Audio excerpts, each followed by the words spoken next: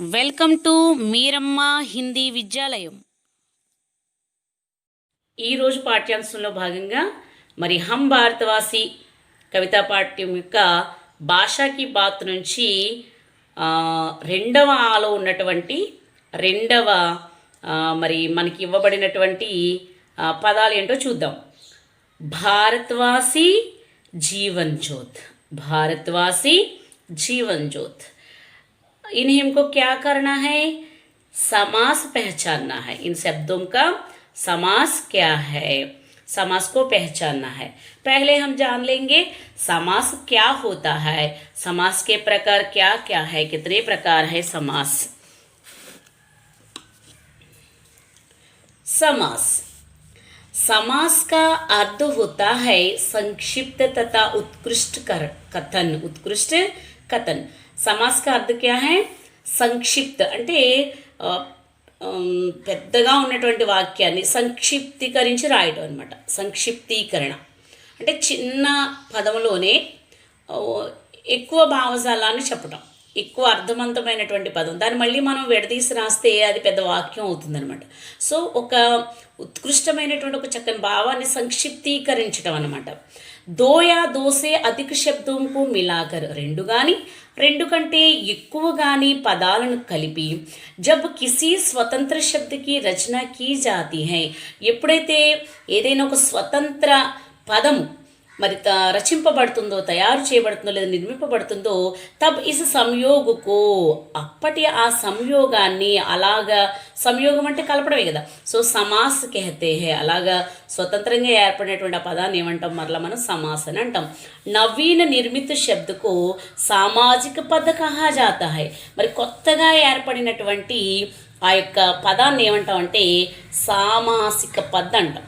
సామాసిక పద్ कहा जाता है. सामासिक पद. समास होने के बाद అంటే సమాస్ తయారైపోయింది. సమాస్ తయారైపోయిన తరువాత జో పద్ బంతా హై, ఏదైతే కొత్తగా నిర్మింపబడి వస్తుందో ఉసే సామాజిక పద్ కెహతే హై, అలా కొత్తగా నిర్మింపబడినటువంటి ఆ యొక్క దాన్ని ఏమంటామంటే సామాసిక పద్ అని అంటారు. మరి సమాస విగ్రహం అంటే ఏంటి? విగ్రహ వాక్యం అంటాం కదా, సమాస్కి విగ్రహ వాక్యం చెప్తాం. సో సమాస్ విగ్రహం అంటే ఏంటంటే సమాస్ కా अर्थ बताने वाले वाक्य को विग्रह कहते हैं. మరి ఈ సమాసం యొక్క అర్థాన్ని చెప్తుంది కదా, ఒక వాక్య రూపంలో చెప్తాం కదా, ఆ వాక్యాన్ని విగ్రహ వాక్యము లేదా సమాస్ విగ్రహాన్ని అంటాం అనమాట. అసలు ఇంతకీ పదాలు అంటే ఏంటి, పద్ అంటే ఏంటి? జిన్ పదో మే సమాస్ హోతీ హై, ఏ పదములలో అయితే సమాసం ఉంటుందో ఉన్కే పెహలే పద్ పూర్వపద్, దాని యొక్క మొదటి పదానేమో పూర్వపదము అని, తత మరియు అగలే పదకు రెండవ మిగిలినటువంటి పదాన్ని ఉత్తర పద్ కెహతే హై, ఉత్తర పదం అంటే సమాస్లో రెండు పదాలు ఉంటాయి. జిన్ పదమే సమాస్ హోతే హై, ఏ పదములలో అయితే సమాసం ఉంటుందో అందులో ఉన్నటువంటి మొదటి పదాన్నేమో పూర్వపద్ అంటాము. మరి అలా ఉన్నటువంటి మిగిలినటువంటి పదాన్నేమో ఉత్తర పదం అని అంటాము. పూర్వపదము, ఉత్తర పదం. समास के भेद. समास के भेद कितने प्रकार है? 6 प्रकार के होते हैं. समास कितने प्रकार के होते हैं? 6 प्रकार के होते हैं. तत्पुरुष समास, कर्मधारय समास, द्वंद्व समास, द्विगु समास, अव्ययी भाव समास और बहुव्रीहि समास. तत्पुरुष समास, कर्मधारय समास. पहले हम ये दोनों के लिए जान लेंगे, दोनों के बारे में.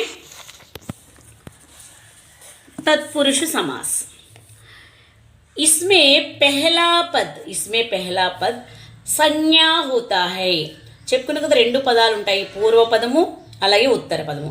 పూర్వపదం అంటే పెహలా పద్. ఈ పెహలా పద్ ఏమై ఉంటుందట? తత్పురుష సమాసంలో సంజ్ఞ నామవాచకమై ఉంటుంది.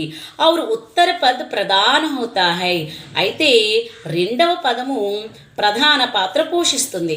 కర్తాకి విభక్తి కో చోడ్కర్, కర్తాకి విభక్తి మనం ఆల్రెడీ గానే వాలి చిడియా 9th క్లాస్లో నేర్చుకున్నాం. కర్తాకారకు, కర్మకార, కారక చిహ్నాలన్నీ కూడా 8 కారక చిహ్నాలు నేర్చుకున్నాం. సో అందులో కర్తాకారక్ ఏంటి? కర్తాకారక్ క్యా హై? కర్తాకారక్ నే కదా, కర్తాకారక్ నే. ఈ కర్తాకి విభక్తి మాని విభక్తి క్యా హై నే. సో ఈ విభక్తికో జోడ్కర్ ఒక్క కర్త యొక్క నే ఈ విభక్తి ఒక్కటే విడిచిపెట్టేసి ఇదొక్కటే రాదు ఇందులో శేష సమస్త కారకోంకి విభక్తియా ప్రయుక్త హోతి హై. తత్పురుష సమాసంలో కర్త యొక్క విభక్తి అయినటువంటి నే తప్ప మిగిలినటువంటి కారక చిహ్నాలన్నీ కూడా తత్పురుష సమాసంలో మనకి కనబడతాయి. చూద్దాం ఉదాహరణ బయల్గాడి. బయల్ అంటే ఏంటి? బయల్ అంటే ఎద్దు అంటే సంజ్ఞ. సూత్రం ప్రకారంగా పెహలా పద సంజ్ఞ హోతా హై. వచ్చిన సంజ్ఞ నామవాచకం వచ్చింది కదా. బయల్ అంటే ఎద్దు. ఎద్దు అనేది నామం కాబట్టి నామవాచకం సంజ్ఞ. బయల్కి కీ అంటే ఏంటి? కారక్. కీ అంటే కారక సంబంధ కారక కదా. కా కే కీ సంబంధ కారక చిహ్న అవునా. కీ అనేటువంటి కారక చిహ్నం వచ్చింది. గాడి అంటే బండి. ఏ బండి? మోటార్ బండ, సైకిల్ బండ, ట్రాక్టర్ బండ అంటాం కదా. సో ప్రధానంగా ఏంటి? బండి గురించి చెప్తున్నా. అంటే గాడి బండి. ఏ బండి అని చెప్తున్నా? ప్రధానంగా బైల్ గాడి అంటే ఎడ్ల బండి అని చెప్తున్నా. సో सूत्रम प्रकाరంగా पहला पद संज्ञा है, कारक चिन्ह है और दूसरा उत्तर पद प्रधान है. इसी प्रकार स्वर्ग प्राप्ति, स्वर्ग संज्ञा की कारक चिन्ह, प्राप्ति प्रधान शब्द. निशाचर निशा संज्ञा में कारक विचरण प्रधान. मुह मांगा, मुह से मांगा, मुह संज्ञा से कारक मांगा प्रधानंगा. यश प्राप्त, यश को प्राप्त, यश को प्राप्त. मतदाता, मत को देने वाला. సో మీకు ఈ పెహలా పదాలన్నీ కూడా సంజ్ఞానే. మరి ఈ రెండు పదాలని వాక్యంగా కలుపుతున్నటువంటివన్నీ కూడా కారక చిహ్నాలు. అలాగే ఉత్తర పదాలని ప్రధానంగా కలిగి ఉంటుంది.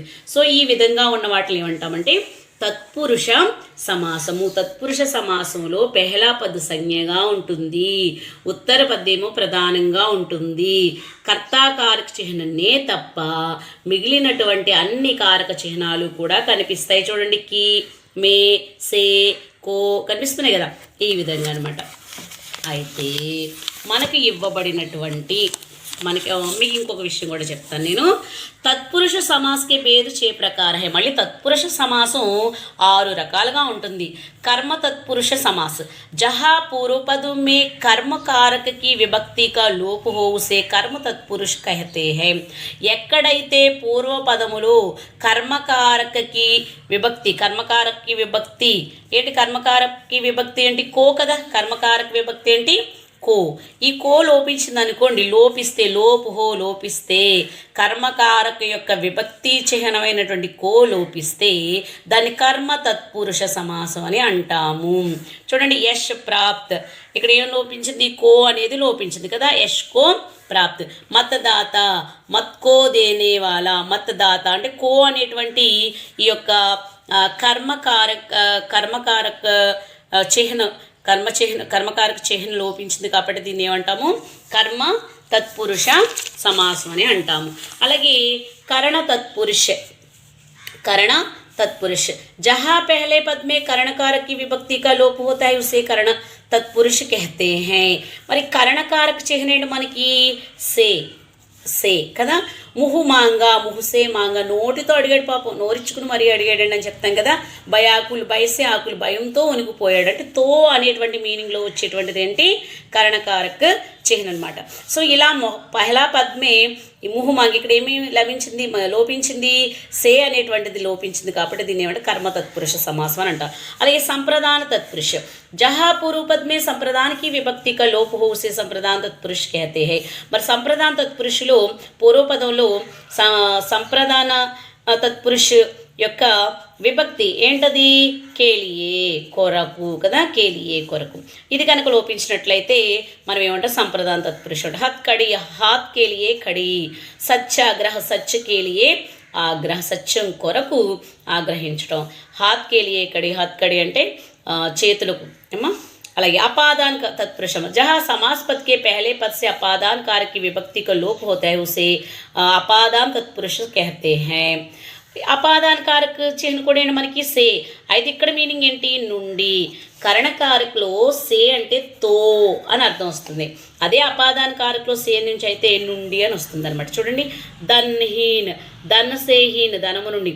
పాపముక్తు, పాపసేముక్తు, పాపము నుండి విముక్తుడైన వాడు, నుండి అనే అర్థంలో వస్తే ఇదనమాట. అలాగే సంబంధ తత్పురుష, జిస్ సమస్త పద్ के पूर्व पद से संबंध कारक की विभक्ति का लोप होने से संबंध कारक तत्पुरुष समास कहते हैं. संबंध कारक ఏంటి? కా, కే, కీ కదా. సేనా నాయక్, సేనా కా నాయక్, సేనా కా నాయక్. లోకహిత్, లోకుక హిత్. ఈ విధంగా సో మనకి ఇవ్వబడినటువంటి భారతవాసి, చూడండి మొదట మనకి ఏమి ఇవ్వబడినటువంటి పదం ఏంటి? భారతవాసి కదా. సో భారతవాసి కూడా మరి ఎలా రాస్తాం మనం? భారత్ వాసి. విగ్రహవాక్యం ఎలా రాస్తాం? భారత్ కే వాసి, భారత్ కే వాసి. భారతదేశం యొక్క నివాసులము మనము. యొక్క సంబంధకారక, కే అంటే ఏంటి?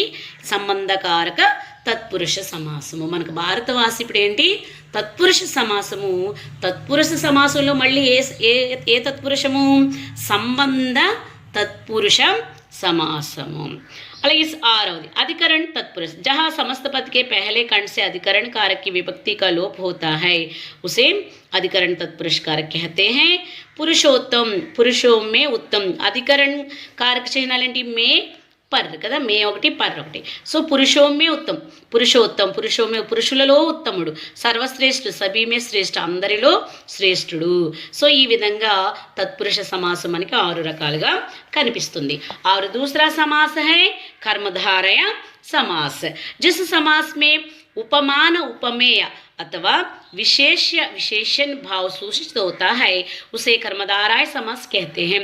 ఏ సమాసములో అయితే ఉపమానము ఉపమేయం, ఒక ఉపమానాన్ని చూపిస్తాము, ఉపమేయం ఉంటుంది, ఉపమానము ఉపమేయం ఉంటుంది, లేదా విశేషము విశేషణ భావాన్ని అయితే సూచిస్తుందో దాన్ని कर्मधारय समास అంటారు. జహా పూర్వపద్ అవ్యయ और उत्तर पद संज्ञा होता है. మరి ఎక్కడైతే పూర్వపదం అవ్యయంగాను రెండవ పదం నామవాచకంగాను ఉంటుందో पर दोनों मिलाकर संज्ञा बन जाते हैं. కానీ రెండు కలిపిన తర్వాత మళ్ళీ అవి నామవాచకంగానే రూపుదిద్దుకుంటాయి. वहाँ भी कर्मधारय समास होता है. उदाहरण देखिए, निराशा, निराशा निह प्लस आशा, निह अव्यय है, आशा संज्ञ, రెండు కలిపితే మళ్ళీ ఏమైంది? నిరాశ సంజ్ఞానే అయ్యింది కదా. విద్యారత్న, విద్యా రత్న, రత్న జైసి విద్య, రత్న జైసి విద్య. విగ్రహవాక్యం మనం ఎలా రాస్తాం? రత్న జైసి విద్య. విద్య అనేది ఉపమేయము. దేంతో పోలుస్తున్నాడు? రత్నంతో పోలుస్తున్నాడు. విద్య ఎలాంటిదట? రత్నం లాంటిదట. సో ఉపమానంగా చెప్తున్నాడు, ఉపమేయ ఉపమానాలుగా చూపిస్తూ ఉన్నాడు ఇక్కడ. సో కాబట్టి ఇలా వచ్చినటువంటి శబ్దాలను ఏమంటాము మరి మనము? ఇవి కర్మధారయ. రత్న జైసి విద్య, రత్న జైసి విద్య, రత్నము లాంటి విద్య. పోలుస్తున్నాడు, పోలిక, ఉపమానము ఉపమేయం ఉంది. సో ఇది కర్మధారయ సమాసం. అలాగే మన టెక్స్ట్ బుక్లో ఇవ్వబడిన దాన్ని చూద్దాం. చూడండి, జీవన్ జ్యోత్, जीवन ज्योत, जीवन देखिए जीवन ज्योत మనకు టెక్స్ట్ బుక్లో ఇచ్చినటువంటిది. జీవన్ రూపీ జ్యోత్, జీవన్ రూపీ జ్యోత్, జీవన రూపీ జ్యోత్, జీవన్ జ్యోత్, జీవన రూపీ జ్యోత్ అంటే జ్యోతి లాంటి జీవితం అంటే ప్రకాశిస్తుంది అనమాట. జ్యోతి వలె ప్రకాశిస్తుంది అని చెప్పడం. సో ఇక్కడ ఉపమానము ఉపమేయం ఉంది. సో ఇలా ఇది కూడా ఏమవుతుంది మనకి? జీవన్ జ్యోతి అనేది కర్మధారయ సమాసము. క్లియర్? మనకి ఇవ్వబడినటువంటి 2 సమాస పదాలు భారత్వాసి, భారత్ కే వాసి, సంబంధ తత్పురుష సమాసము, జీవన్ జ్యోత్, జీవన రూపీ జ్యోత్, కర్మధారయ సమాసము. అదేవిధంగా जहाँ दोनों पद विशेषण होते हैं वहाँ भी कर्मधारय समास होता है.